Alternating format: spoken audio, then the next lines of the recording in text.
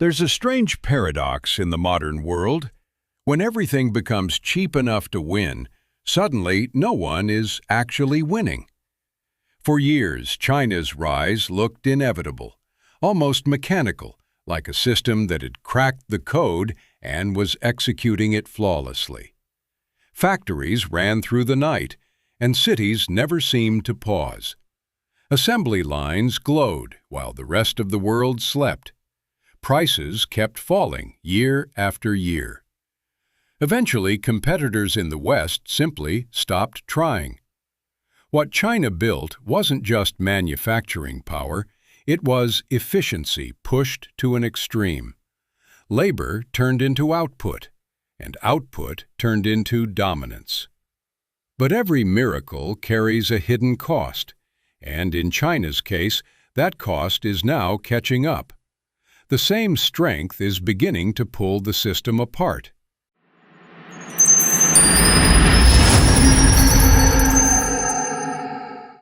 China's story is not just about one country. It's about what happens when capitalism is pushed to its limits. When growth becomes everything, even at the expense of the future. That's where the cracks begin to form. So what happens when the most efficient system in the world exhausts itself? When efficiency turns into self-destruction? To understand that, we need to go back to the moment everything started. In 1978, Deng Xiaoping changed the direction of a nation. He told China that getting rich was not shameful. In fact, it was patriotic. That idea alone unlocked something massive. Farmers became entrepreneurs almost overnight. Villages turned into factories. Production spread rapidly across the countryside. The transformation was explosive. Foreign investors quickly noticed. First Japan, then the United States, then Europe. They saw cheap labor and endless manpower. A system ready to scale at any cost. China opened special economic zones to attract capital. These zones ignored traditional restrictions. There was no slow bureaucracy or rigid ideology. Only speed, production, and exports mattered. And the strategy worked beyond expectations. It created growth at a scale rarely seen in history. Shenzhen became the symbol of this transformation. A fishing village turned into a mega-city. That success spread across the country. Every region wanted its own version of that miracle. Local governments began borrowing heavily. They built infrastructure to attract industry. Highways, power plants, industrial zones. Everything was designed to pull in factories. By the early 2000s, China was consuming global demand. It wasn't just growing, it was dominating. Steel, coal, copper, oil. China absorbed it all at massive scale. Western companies had no choice but to move production there. Manufacturing shifted east. If something could be made, it would eventually be made in China. That became the global reality. But underneath this success, a dangerous incentive emerged. The system rewarded being cheaper than everyone else. Local governments cut land prices and taxes. Wages were kept low to stay competitive. Companies cut margins and quality. Profit became secondary to growth. Everyone chased expansion. Almost no one chased sustainability. It looked like progress, but it was something else entirely. It was a race to the bottom. At first, it didn't matter. The system was too powerful to fail.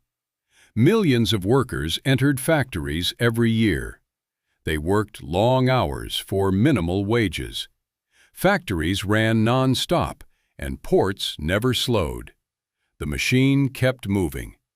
The world got cheap goods and endless supply. China got rapid wealth. But over time, the system began to overheat. Growth turned into dependency. Local governments relied on growth to repay debt, so they kept building more factories, more infrastructure, more output. Slowing down was not an option. By 2015, China's steel capacity surpassed the rest of the world combined. Production had detached from demand. Prices began falling rapidly, not because of innovation, but because of pressure. Companies didn't slow production, they increased it, hoping volume would save them. But it didn't work. Profits continued to collapse. That's when the concept of involution gained attention, a system working harder for less return. It described people first, then entire industries, and eventually the entire economy. Companies produced more but earned less.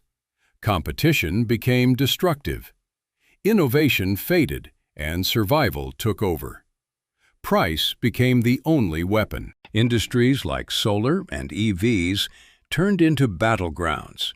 Dozens of firms competed with nearly identical products.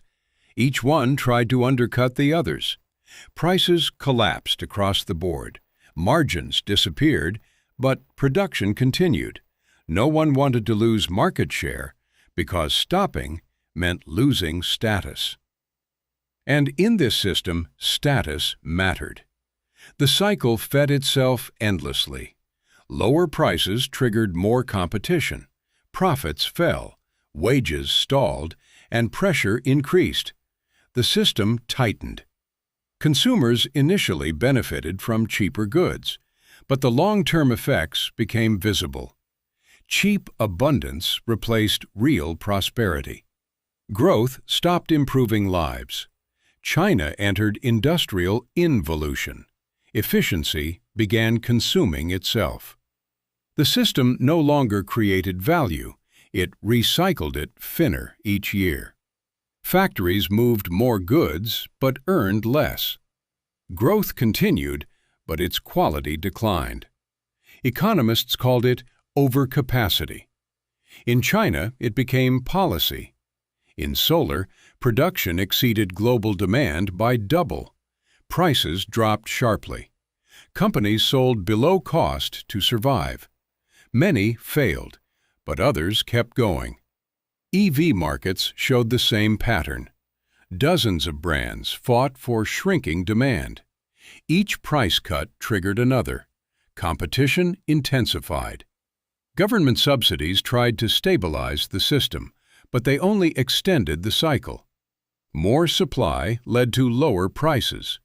Lower prices meant weaker margins.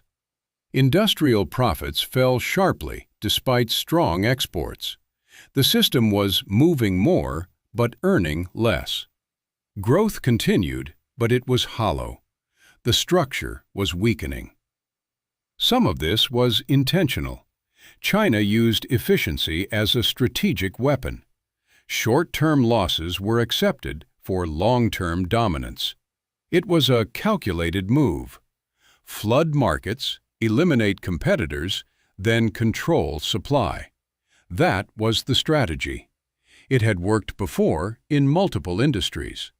Now it was being applied again. But this time the scale was different. The risks were much larger. Because no system can absorb losses forever. Eventually, costs catch up. And when they do, the entire structure is tested. That's where China stands today. A system built on efficiency, now searching for balance, and learning that being too cheap can be the most expensive mistake of all.